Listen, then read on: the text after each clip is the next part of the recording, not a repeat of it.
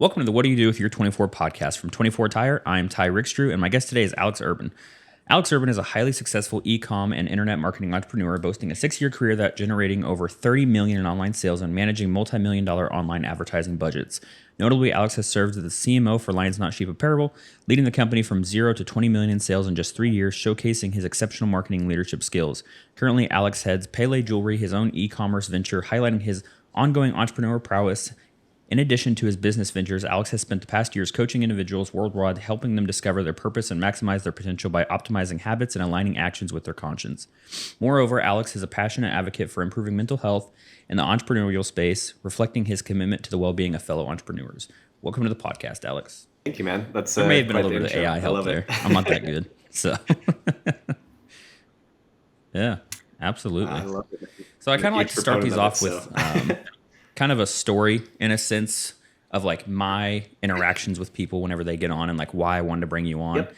And I think one of like the main moments that like I started resonating with you is because like I really don't resonate with like, and I don't know how to say this sometimes, but like with like, I don't want to say not nice people, but like people that just know what they're about. You know what I mean? And so I know whenever I first saw your social media pages and whenever you were doing the Lions Not Sheep and like me wanting to get into your coaching group, it was like, this guy just knows what he's about and he knows what he's talking about and he has the confidence to go after it. And it's like, this is just who I am.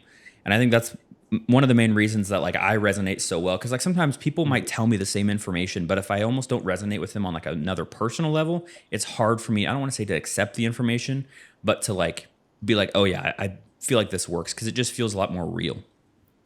So I think that's kind of my take, you know, just something that I like to say about you. So have you noticed that about yourself? Do you get that a lot or what?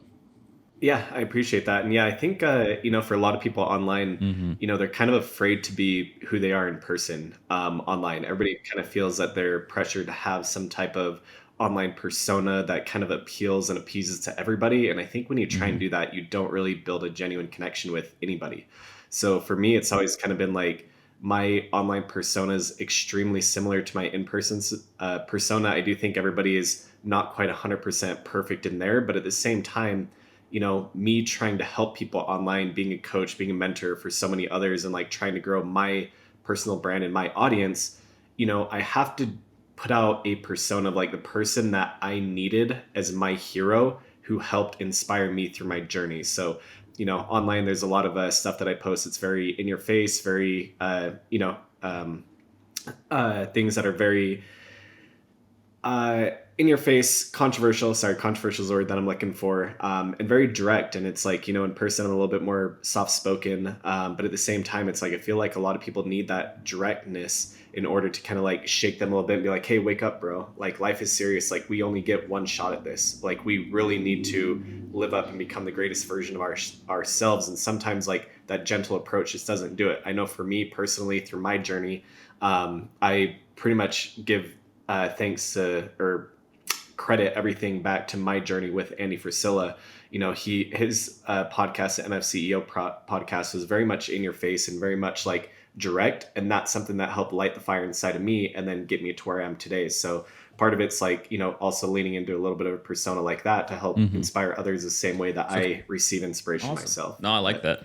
Yeah, I actually just kind of give you I didn't even know about the Andy Frisilla podcast for the longest time, and I feel like I kind of got in on it late, but definitely a huge one with that style for sure. So what made you want to get into like e-com and internet marketing and all that kind of stuff? To be honest with you, it was really just the freedom that came with it. I mean, I was doing mortgages before I got into e-commerce. A lot of people don't know that, but I made a really good amount of money doing mortgages. And one day I remember I was just sitting there staring at the cubicle wall with that gray, horrific fabric, that they're all plastered with, and listening to the phone ring. And I was like, there's got to be more than life than this, man. Like, there's got to be way more than life than like getting yelled at on the phone, getting bitched at by underwriters and processors and all this stuff. And it's like, yeah, the money's cool and it's great, but like, is the money even worth it if I don't have my freedom? And that's where internet marketing, like it kind of was in its very beginning stages, but there started to be some gurus that started pushing out courses saying, hey, you can make your own $10,000 a month online by doing internet marketing for local businesses. And I was like, that actually sounds like fun. At that point, like internet marketing again was still very, very new.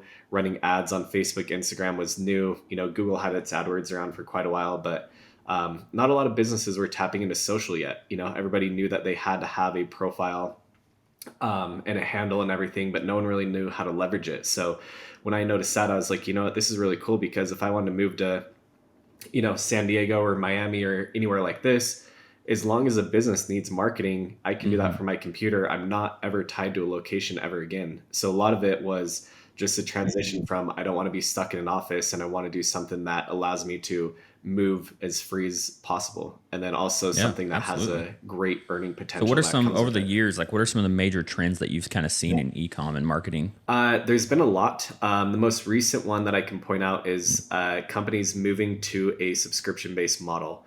I think a lot of people are understanding that ads are getting more and more expensive as time goes by, and your first time acquisition of a customer is getting extremely expensive. And like when you're in the business game, you understand that your money is built or your money is made long term, and your money is also made in your list. So a lot of businesses are okay with eating a little bit of money up front to acquire a customer because they know that customer will come Hmm. back and buy like two, three, four, or five times, right?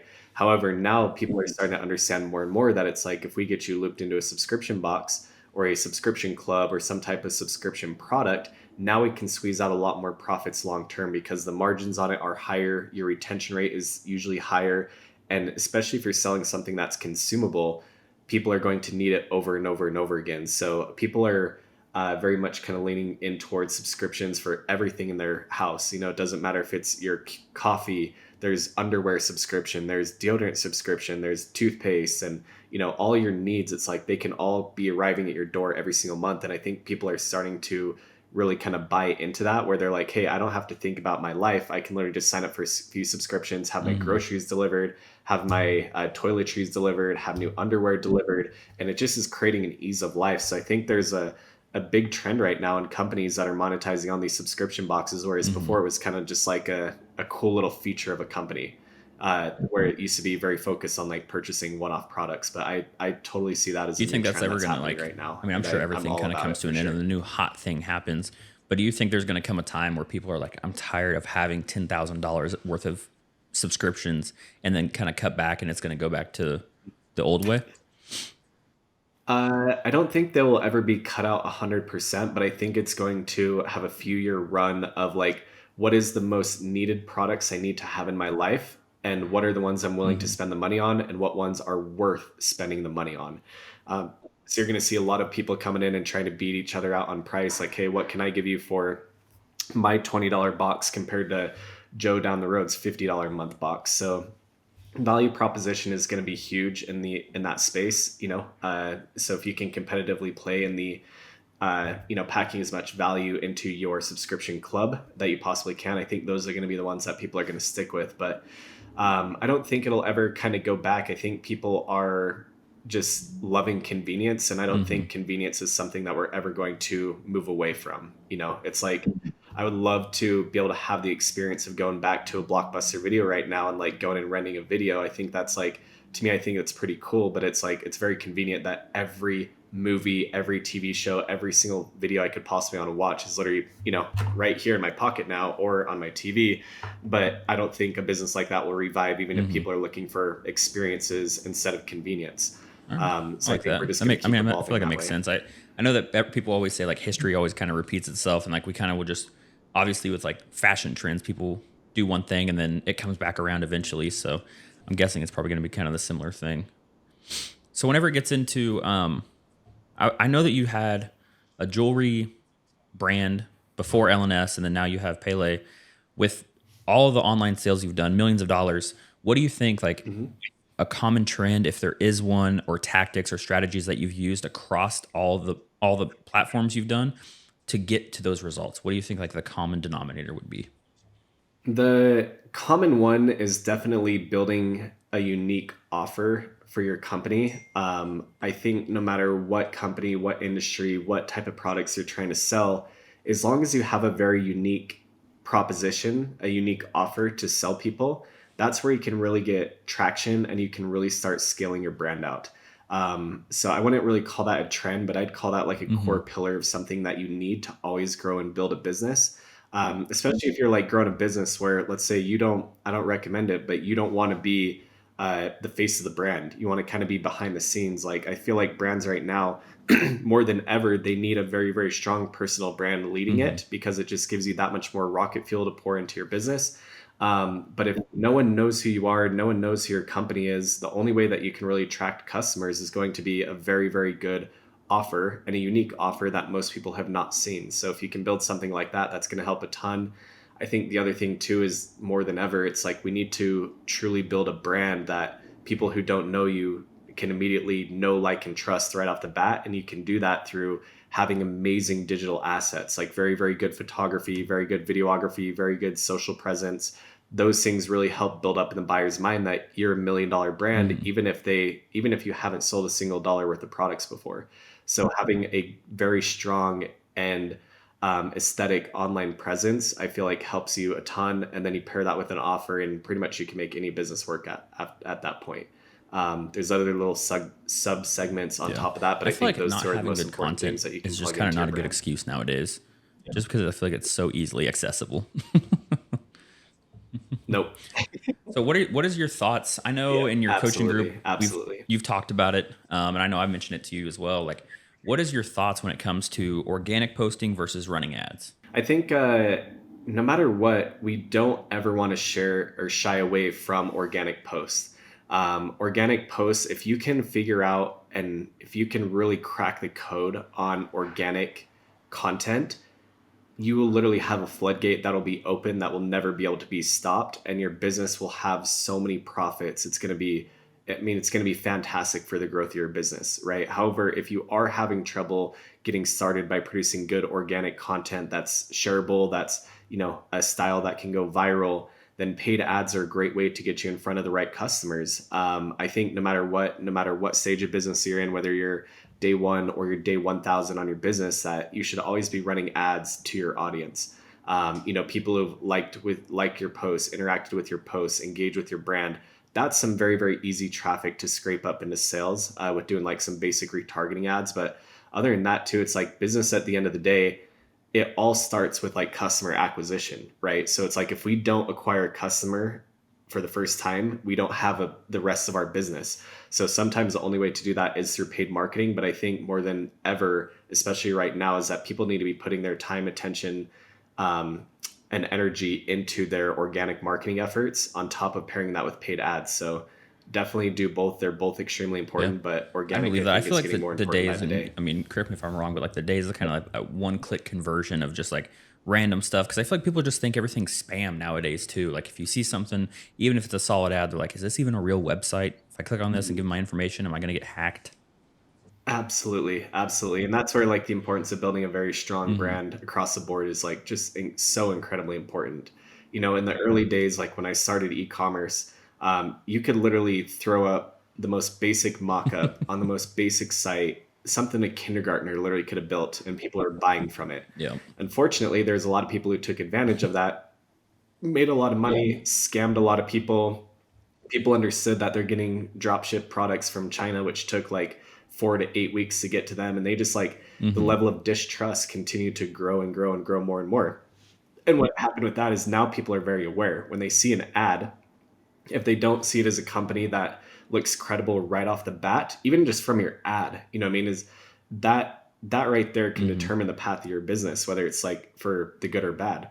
So it's very, very important to just have a brand that stands out, that looks trustable, respectable, and have that as a first initial impression on someone. And then you can probably get Yep. those little first initial conversion clicks. But yeah, you can't have something Yep. that looks like it was That done makes together by a sense. I'm kindergartner gonna have to go anymore. rework my website now. Um, so I feel like you have a super. I know from being in your coaching group, it's been super helpful because I feel like a lot of the guys that are talking online and stuff, they've already done it, right? I try to post on my content at least to be like, hey, I haven't necessarily done it yet, but I'm doing it, and these are the things that I'm doing that are working. These are things that I did that didn't work, and I feel like getting in on your coaching group when you were still at LNS versus now you're launching Pele. and being able to see that grow from the bottom up, but knowing that you have the knowledge you have and like the background, I feel like it's super invaluable. But my question is like when it comes in from working on a company that has millions of dollars in ad spend and a budget to kind of launching your own thing and kind of just starting over, what has been the biggest hurdle to jump to be able to kind of do that? And do you think if you had $1 million handed to you just to be able to spend on ads with no repercussions from it, if you would go straight to Facebook ads, or what would you kind of do with that?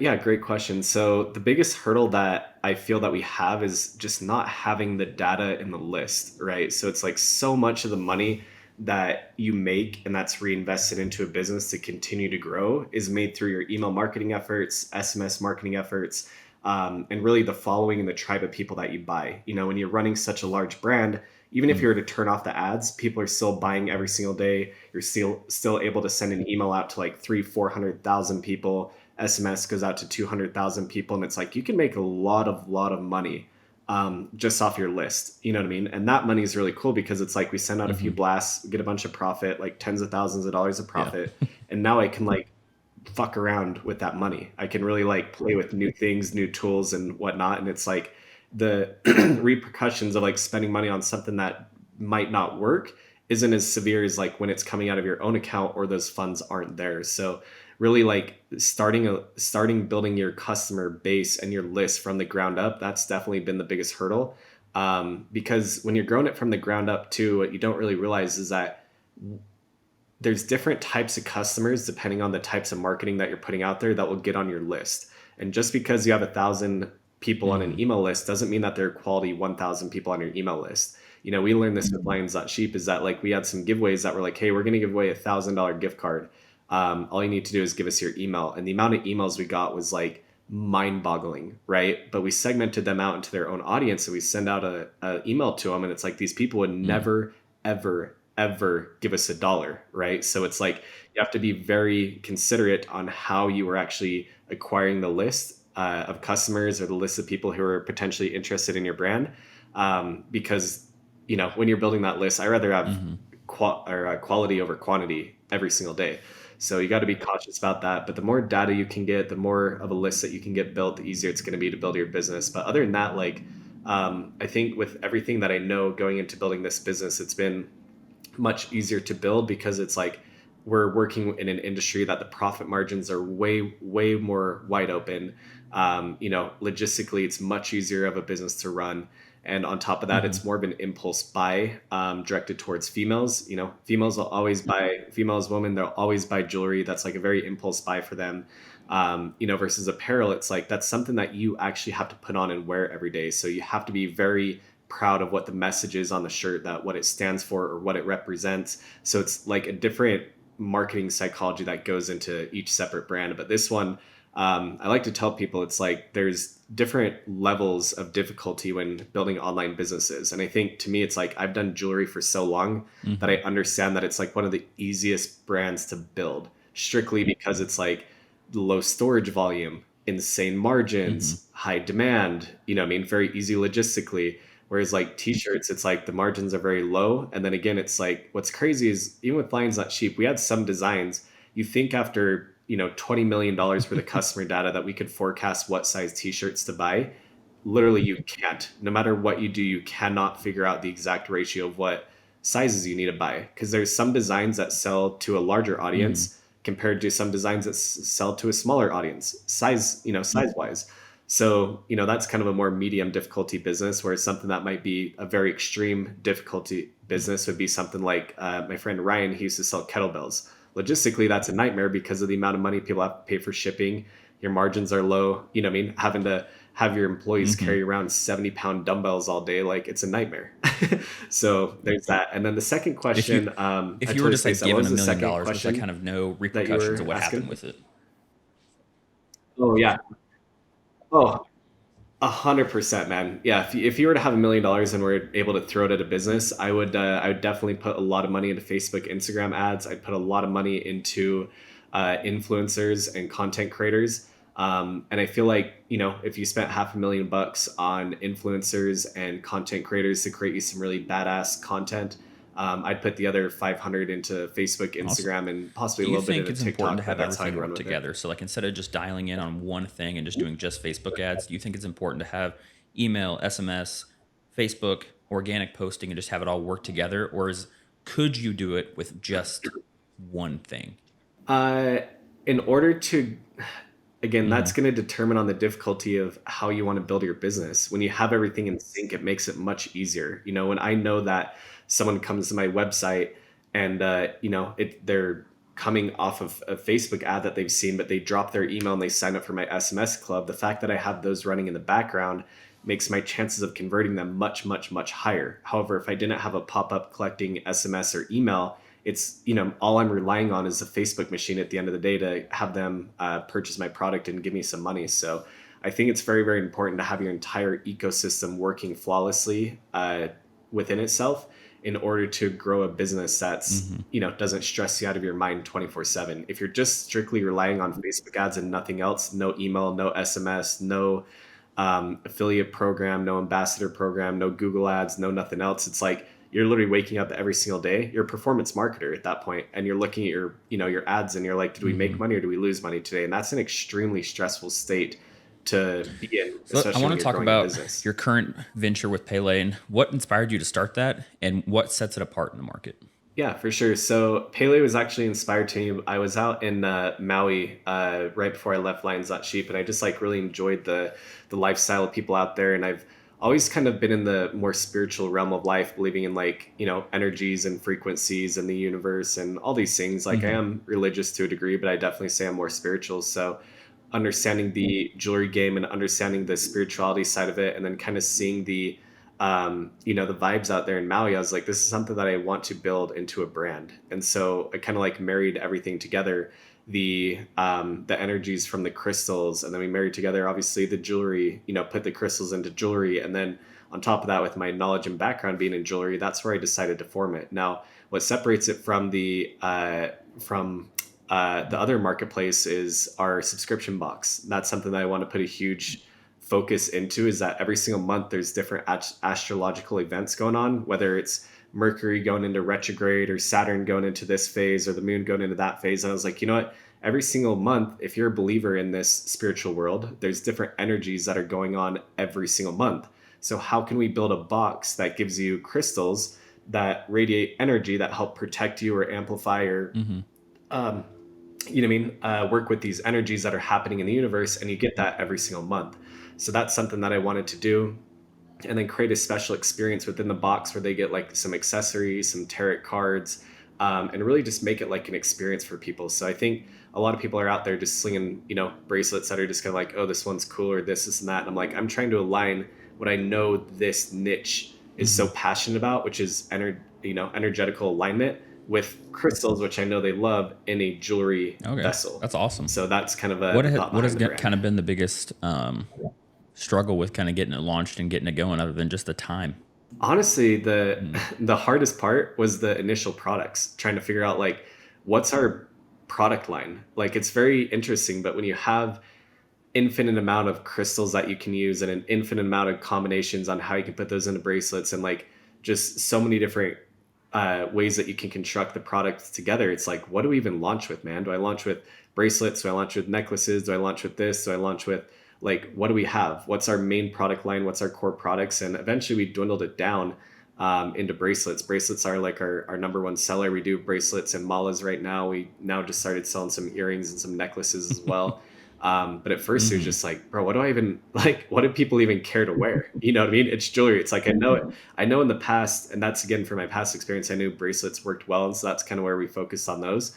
But it's really interesting when you have so many infinite possibilities and you're like, I want to make this. Like, even if you were to start a cookie company, for example, I know they're like huge here in Utah, but it's like, okay, I'm going to go start a Hmm. cookie company. What flavor are you going to start with? You know what I mean? Are you going to make like thick cookies or thin cookies or big cookies or small cookies, or, do you want gluten-free cookies or vegan cookies, or that? It's like even something as basic as that, with the amount of possibilities you have, is very hard to construct like a core product line from the beginning. But that probably took us the most time. And then what was actually interesting is that when we launched, We launched with bracelets that had 8 millimeter beads on them. And everybody wasn't too much of a fan of the 8 millimeter bead size. We had to switch to a 4 millimeter bead size, and people they loved those, and that started taking off. So even what we thought would be a good initial product launch ended up going out to the marketplace. We got a bunch of feedback, and now we were kind of able to dial in our product line, and now it's running much better. But yeah, it was really interesting just looking Yeah. at the infinite possibilities and How being to, like, shit, how do yeah, and we I feel like stitch something part of it together might be to too is just just launch like with? also kind of But wanted to make it more yeah, simple for the consumer to be able to just make a purchase instead of like being able to go to like a drop down and have like 6,000 options of what they can pick and how they can go together.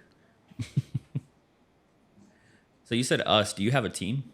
yeah. So right now it's mainly me who's running the company, but I have my sister and my friend's girlfriend who are making the jewelry.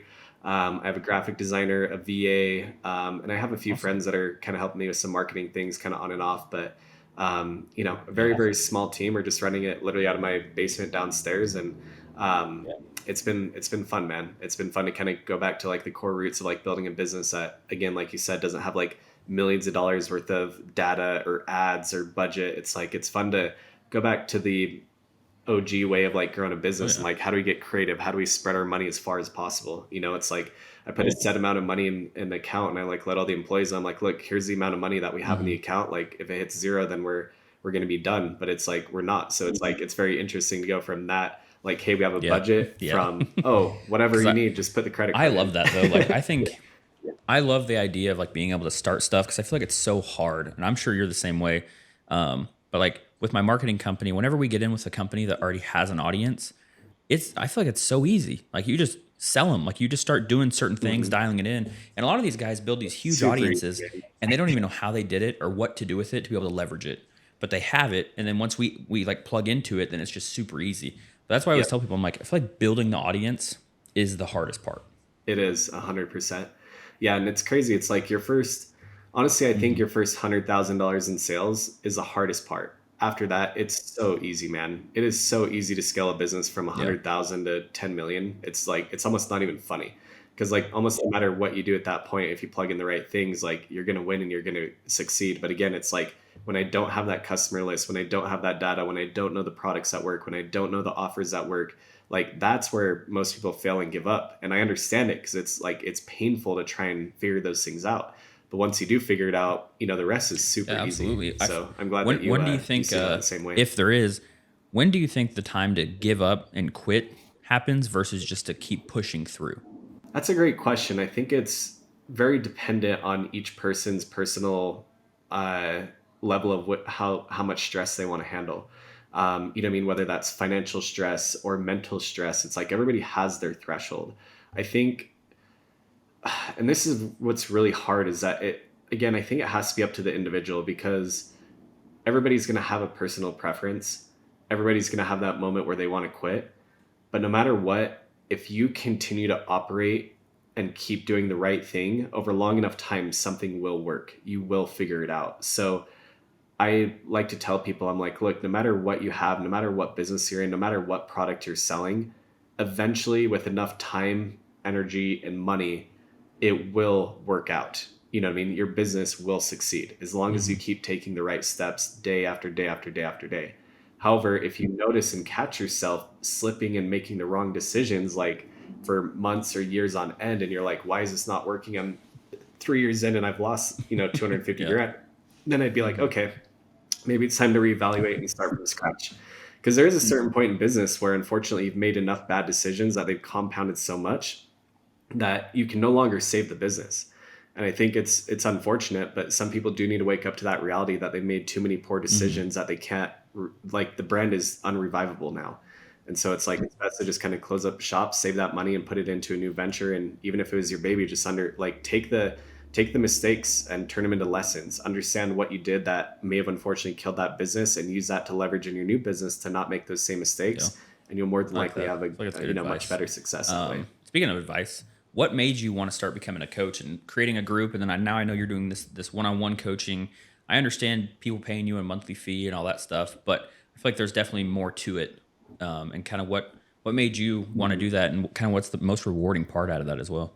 Yeah, I originally started coaching quite a few years ago, and it was something that I feel like I didn't really have enough credibility, even though I'd had a pretty good success for myself up to that point. I didn't really have enough credibility where I felt like I could truly help people, and I didn't have the personal brand or the reach to get people in, and so it was kind of discouraging. But at Lions Not Sheep, like I was making Hmm. more money than I'd ever made in my life over at Lions Not Sheep, and then something was just like it felt like it was missing, and I was like, this like sucks. Like I hate sharing and flaunting to all these people that were winning and were succeeding and everything, and it's like I feel like it's very selfish of me to keep all this to myself, right? And so that's when I originally started my coaching group, which is kind of my first real attempt to getting into coaching. And it was crazy as I launched it, and I had like 120 people sign up on day one, which I was like, I remember like thinking Hmm. like, oh, if I only get like 20 people in here, like this will be so good, this will be amazing, right?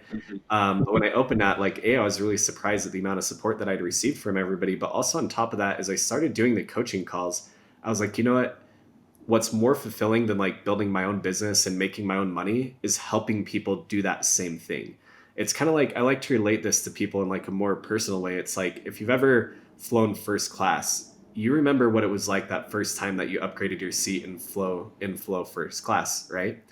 Now, imagine all you do now is fly first class. It gets boring. There's no experience in it. It's the same shit. You show up at the airport, get in the front of the plane, take off, cool. That's it, right? But then what happens when you take your friend who's never flown first Hmm. class and you bring them with you and you pay for their seat and they sit right next to you? There's something fulfilling and so special about like showing that person that experience for the first time or helping open their eyes to that whole new world at the same time. And that's something that I've loved that feeling of. It feels like so fulfilling to be able to like help people or Hmm. give them an experience for the first time or show them something's possible. I feel like I didn't have a lot of that in my life, unfortunately, until like the last probably 2, 3 years.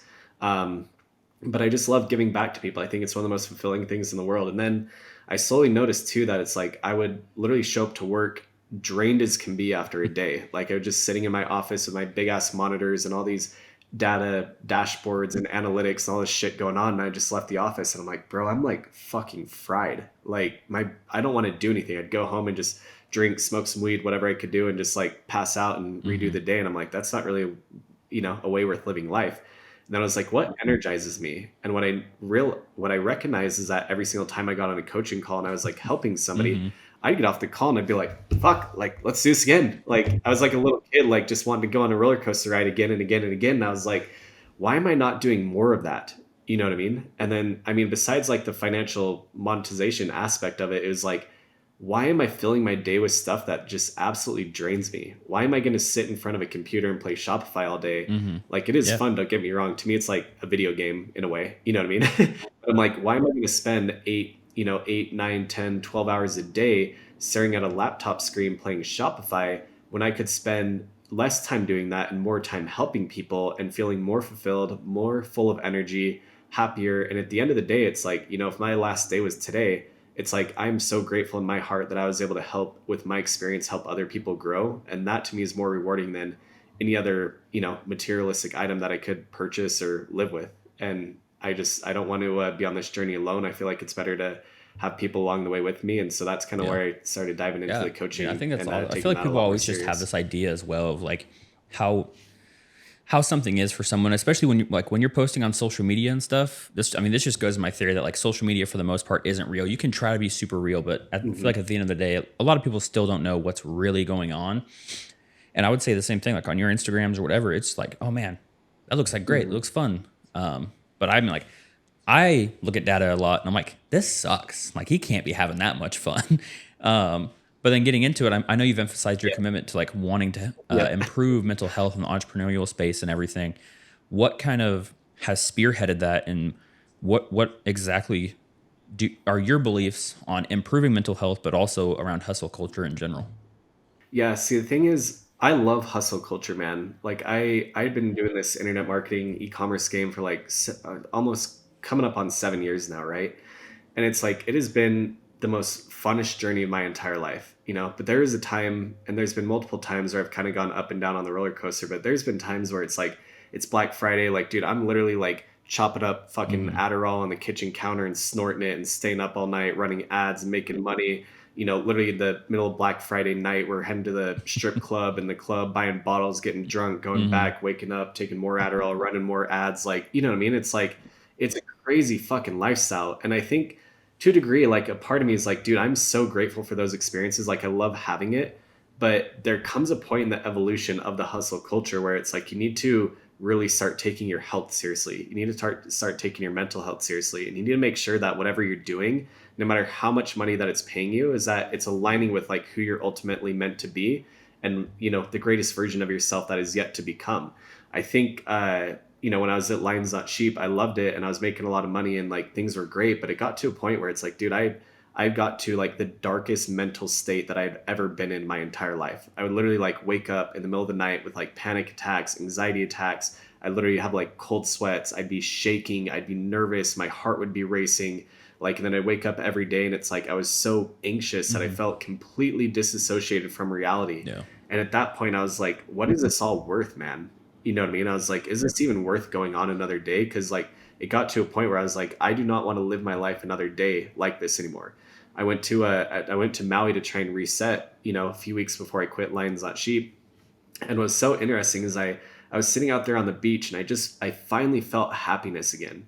And it feels weird to say, but like when you're so overstimulated 24/7, you almost forget what it feels like to be happy again and just at peace and grounded.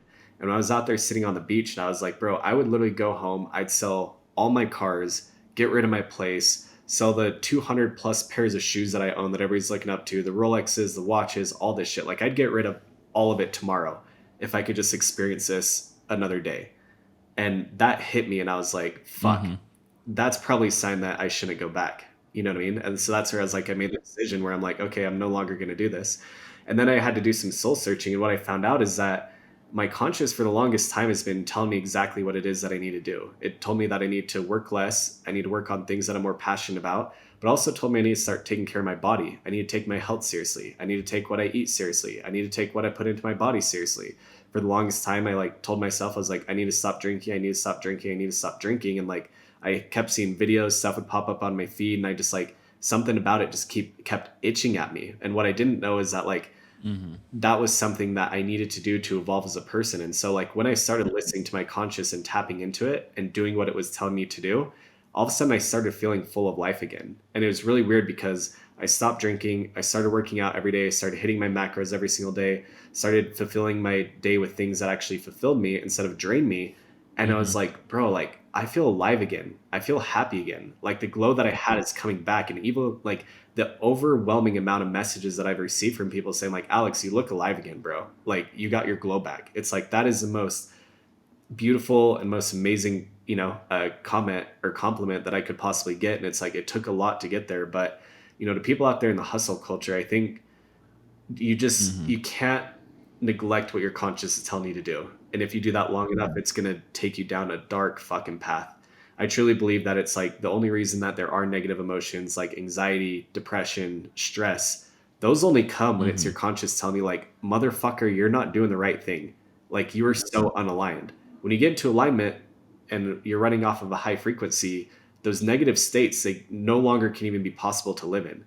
Like I can't even remember last time that I've had anxiety in the last 2 months. I've not waken up in the middle of the night with an anxiety attack. I felt more at peace and grounded than ever. I felt so mentally clear lately. And I think it's because, again, I'm aligned now. And I think a lot of people, they fall off of alignment because they get an identity formed around who they are and they're refusing to give it up. But it's like, it's going to compound and the universe is going to tell you in one way, shape, form or another. And unfortunately, a lot of it, is going to be screaming at your face in the way of like going down a dark mental hole that you really wish you could get out of. So pay attention to that, man. Like mental health is a real thing. And I think if you're in a dark place right now, you really need to consider, what you're doing right now, if it's truly what you want to do. And, there's probably some serious changes that you need to make, but absolutely. Yeah, I saw that you stopped drinking and so I went to Florida, was it last month? And I was like, you know what? Because I just have some health things that I'm trying to hit, like certain weight. Because back in like 2018, I lost a bunch of weight, and now I just basically focused on initially losing weight. Then I wanted to get as strong as possible, and then it was like, I don't care how strong I am, but if I can deadlift a fiat, that's all I really care about. And now I'm kind of I'm switching again to be like, I want to focus on like just feeling good and actually being healthy and not just being pumped full of caffeine and smelling salts and you know what I mean, and going and just doing my thing. And so now I stopped drinking. And someone asked me the other day, they're like, well, when are you going to start up again? And I was like, I don't know. Like, I never really told myself like I'm stopping for good or there's a certain time limit or anything. I Mhm. just said like today I'm not drinking and tomorrow I'm not drinking. Don't know if I'll ever do it again. But it's just so weird how the thing that like I used to love to do was like Mhm. at the end of an evening, grab a whiskey and a cigar, go sit on my patio and just enjoy hanging out. Um, and I started to realize like the thing that I liked so much, there was a reason I was doing that, but almost like my subconscious, like I didn't realize why I was doing it.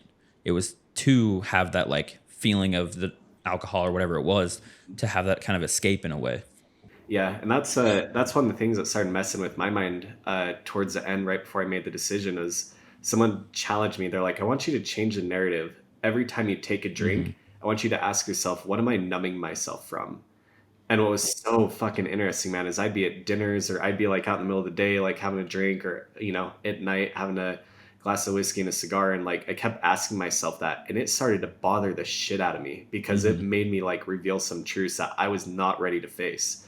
And then like once I changed the narrative on that, I was like, this just isn't what it used to be. Like, I'm Yep. not gonna lie, dude, growing up drinking, I had the time of my life. Like there's so many memories that I'm like, dude, I love that I had these memories and these experiences, but it's really interesting Hmm. because as I've gotten older, drinking isn't fun anymore. It's no longer what it used to Yep. be. It's now exactly what you said. It's like an escape. It's numbing. It's like something to pull you away. And I was the same thing. I was like, oh, maybe I'll stop for a year. Maybe I'll stop for 6 months. But like after the time that I've been sober now, I'm like, I don't even know if I want to go back, man. Like it almost makes me Hmm. like feel disgusted thinking about drinking. Like just that state of mind. I'm like, I don't want to be in that low frequency state again. Like I like this glow, this vibe, this energy. And what's crazy is I put myself in a lot of situations where I normally would be drinking at parties or whatever. Like I almost Yeah. booked a ticket to Oktoberfest, which is like the world's drinking convention, you know what I mean, in Germany. Hmm.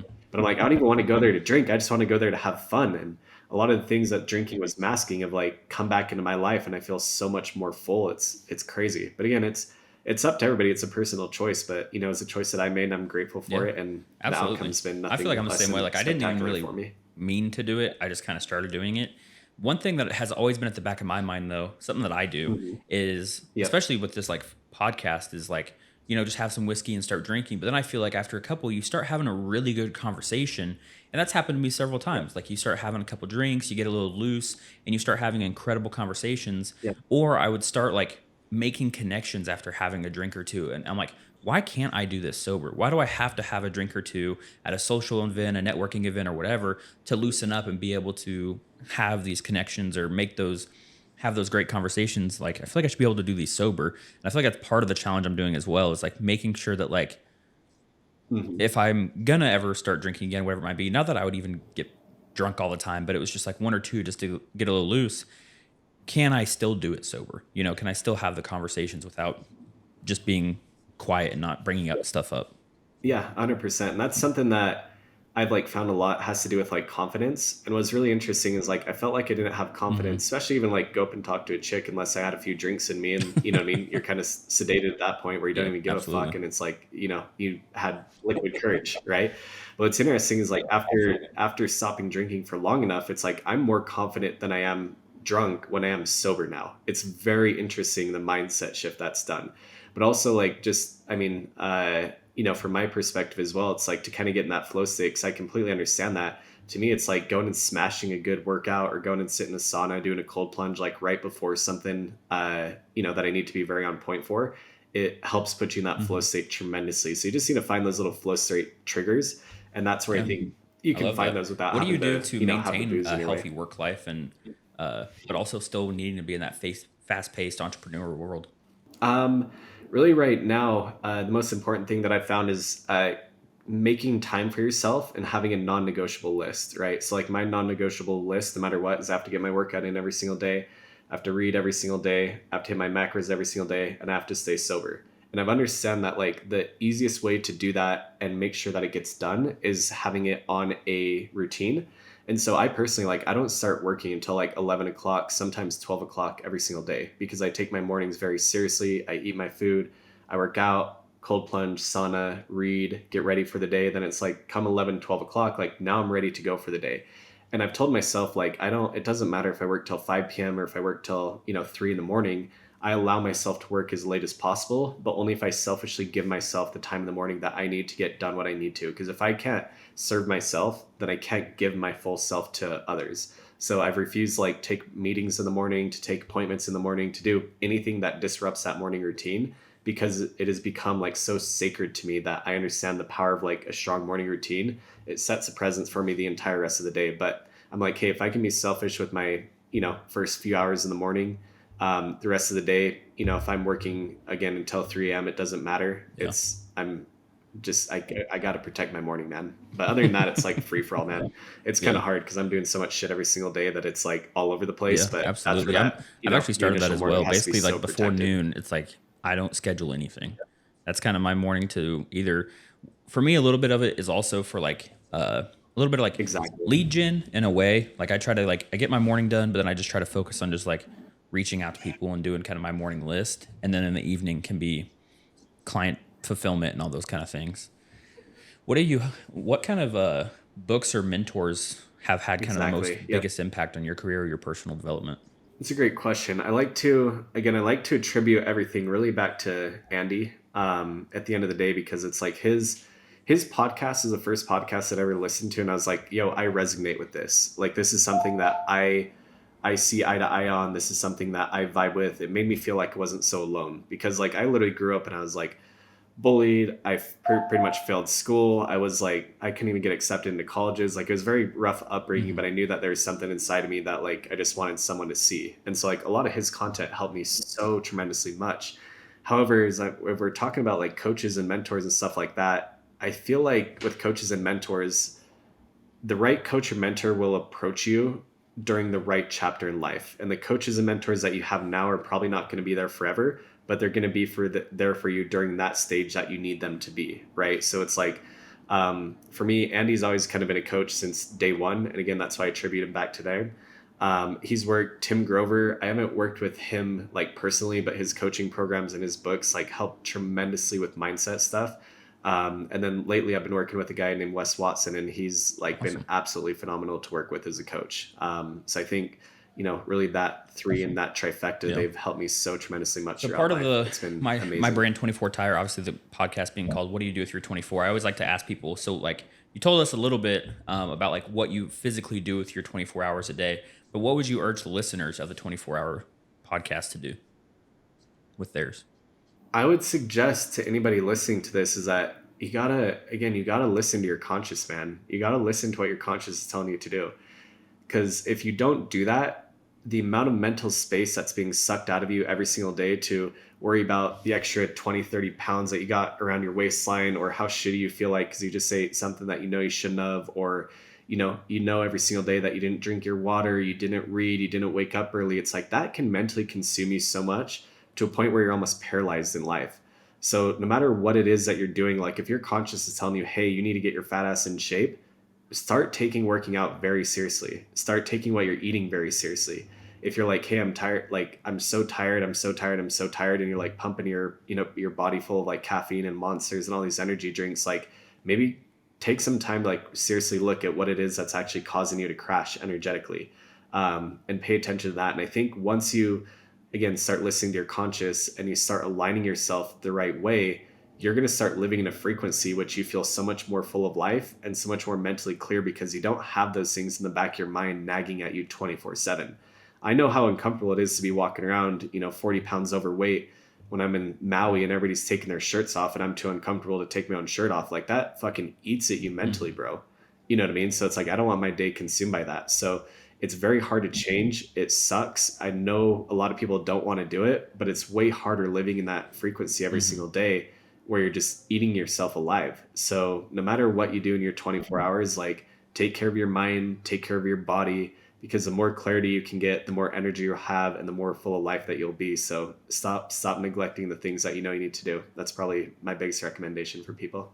I love that. So what's next with Alex? Next is just I just want to help more people, man. Honestly, like the jewelry company is almost at a point where it's turned into like a hobby project, and I'm like, okay, I just want to. I'm going to grow that slowly. I'm going to test out a bunch of things that I've never been able to test out with and with my businesses in the past. But most importantly, like I want to help more people. I want to reach more people. I want to have help people, especially people who are in the entrepreneur space, who are like reaching that Hmm. point where they're like, look, bro, I have everything, but like my mental health is dog shit. Like I want to help pull them out of that hole and help them feel alive again. I want to help people like truly live a life that's worth living. I think that to me is like, that's my calling right now. Awesome. That's great. Where can people find you? Instagram is the best way to find me. Everything's in there. The link's in the bio. So my Instagram is Alex Urbie, AlexUrbie. Perfect. Thanks for being on the podcast today. Yeah, I appreciate it. Thank you so much, man.